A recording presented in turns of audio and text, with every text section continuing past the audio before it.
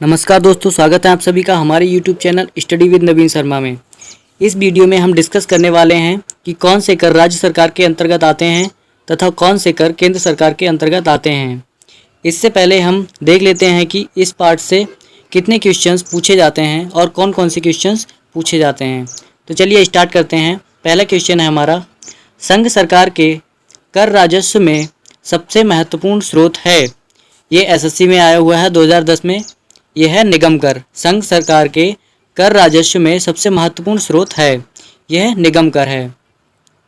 अगला क्वेश्चन है, निम्नलिखित में से कौन सा कर भारत सरकार द्वारा नहीं लगाया जाता है।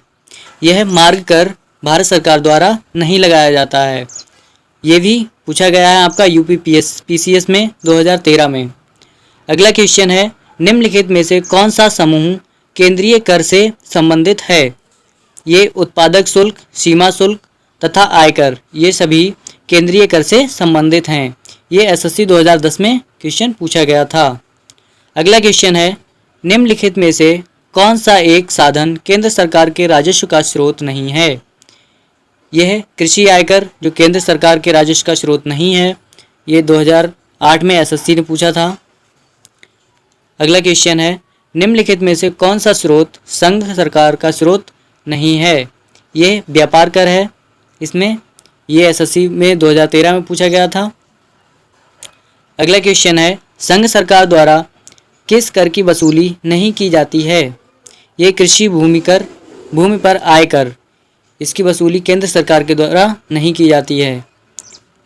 अगला क्वेश्चन है, भारत में कृषि आय कर लगाया जा सकता है।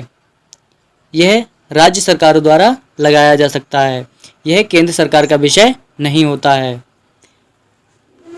अगला क्वेश्चन है, संघ सरकार द्वारा अर्जित कौन से राजस्व को राज्य सरकारों में वितरित नहीं किया जाता है।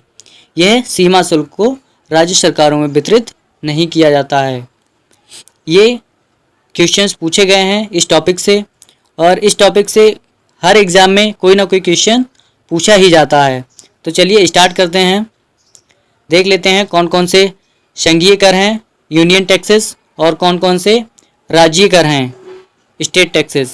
तो चलिए स्टार्ट करते हैं। संघीय कर, इसमें पहला आता है हमारा आयकर, इनकम टैक्स। इसमें कृषि आय को छोड़कर, जो हमारा कृषि आय होता है उसको छोड़कर जितना भी आयकर है वो केंद्र सरकार का होता है। दूसरा है हमारा निगम कर, कॉरपोरेट टैक्स, ये भी हमारा केंद्र सरकार में ही आएगा। तीसरा है सीमा शुल्क, कस्टम ड्यूटी टैक्स। जो सीमा शुल्क होता है, हमारा विदेशी व्यापार होता है, उसमें हमारा इंपोर्ट एक्सपोर्ट में जो टैक्स जाता है वो केंद्र सरकार का होता है। चौथा है हमारा केंद्रीय उत्पादन शुल्क, सेंट्रल एक्साइज टैक्स, ये हमारा केंद्र सरकार का भाग है। संपत्ति व उत्तराधिकार शुल्क, कृषि भूमि के अतिरिक्त, ये संपत्ति व उत्तराधिकार शुल्क जो है ये भी लिया जाता है केंद्र सरकार के द्वारा, किंतु इसमें कृषि भूमि के अतिरिक्त जो भी शुल्क होगा वो लिया जाएगा। संपत्ति कर भी इसी में आता है। और हमारा सातवां है उपहार कर। जैसे कि हमें कोई भी उपहार मिलता है, उपहार में ज़्यादा धन मिलता है। जैसे अभी नीरज चोपड़ा जो थे हमारे, जिन्होंने जेवलिन थ्रो में गोल्ड मेडल प्राप्त किया था, उन्हें उपहार मिला था, उसमें जो टैक्स गया होगा वो केंद्र सरकार लेती है।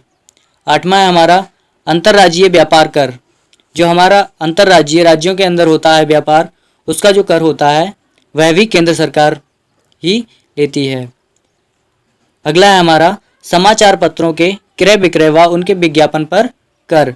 जो समाचार पत्र होते हैं उनके क्रय विक्रय पर व उनके विज्ञापन पर जो भी कर लगता है वो केंद्र सरकार का होता है। अगला है हमारा रेल भाड़ा व किराए पर कर। रेल का जो भी भाड़ा होता है, क्योंकि हमारा जो रेल विभाग है वो केंद्र सरकार का है, तो इससे जितना भी टैक्स आता है वो केंद्र सरकार को ही मिलता है। रेलवे, समुद्र या वायु मार्ग पर चुंगी कर, ये चुंगी कर जो होता है ये भी हमारा केंद्र सरकार ही लेती है। अब आता है हमारा राज्यों के कर, स्टेट टैक्सेस। इसमें हमारा पहला आता है समाचार पत्रों के अतिरिक्त विज्ञापन पर कर। इसमें आया है समाचार पत्रों के अतिरिक्त विज्ञापन पर कर। इसका मतलब ये है कि समाचार पत्र का जो विज्ञापन होता है उसके अतिरिक्त जो विज्ञापन होते हैं उन पर कर टैक्स उन पर जो टैक्स है वो राज्य सरकार लेती है, और समाचार पत्रों का विज्ञापन जो है उसका कर केंद्र सरकार लेती है। अगला है हमारा कृषि आय पर कर। ये हमारा राज्य सरकार का विषय है, इससे काफ़ी क्वेश्चंस पूछे गए थे।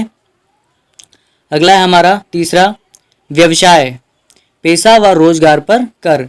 जो हमारा व्यवसाय होता है उस पर भी कर राज्य सरकार ही लेती है। अगला है हमारा भू राजस्व कर। जो भू राजस्व पर कर होता है वह भी राज्य सरकार के अंतर्गत आता है। अगला है कृषि भूमि पर संपदा व उत्तराधिकारी शुल्क। कृषि भूमि पर संपदा व उत्तराधिकारी शुल्क जो है वह राज्य के कर के अंतर्गत आता है, और संपत्ति व उत्तराधिकार का शुल्क जो होता है ये केंद्र सरकार के अंतर्गत आता है। अगला है हमारा भूमि तथा भवनों पर कर। जो भूमि कर होता है, भूमि कर तथा भवनों पर कर ये राज्य सरकार लेती है। अगला है बिक्री कर, समाचार पत्रों के अतिरिक्त। जो हमारा समाचार पत्रों के अतिरिक्त जितना भी बिक्री कर है वह राज्य सरकार के अंतर्गत आता है, और जो समाचार पत्रों का बिक्री है वो टैक्स जो है वो केंद्र सरकार के अंतर्गत आता है। अगला है हमारा राज्य उत्पादन शुल्क। ये जो राज्य उत्पादन शुल्क है ये हमारा राज्यों के कर के अंतर्गत ही आता है। अगला है हमारा प्रवेश कर, जिसे चुंगी कर बोलते हैं, ये भी हमारा राज्य सरकार के अंतर्गत आता है। अगला है विद्युत कर। विद्युत कर भी राज्य सरकार के ही अंतर्गत आता है। 11वां है हमारा मनोरंजन कर।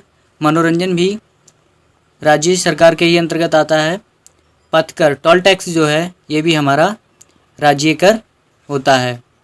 ये है हमारे कुछ स्थानीय संस्थाओं द्वारा कर। यही कुछ कर हैं जो स्थानीय संस्थाओं द्वारा लिए जाते हैं। देख लेते हैं इनको।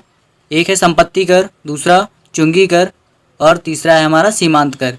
ये हमारे स्थानीय संस्थाओं द्वारा लिए जाते हैं। दोस्तों इसको एक बार ज़रूर पढ़ें, और यदि यह वीडियो आपको अच्छा लगा तो लाइक करना ना भूलें, और सब्सक्राइब करें हमारा यूट्यूब चैनल स्टडी विद नवीन शर्मा, और बेल आइकन को भी प्रेस कर दें जिससे आगे आने वाली वीडियोज़ के नोटिफिकेशन आपको मिलते रहें। धन्यवाद।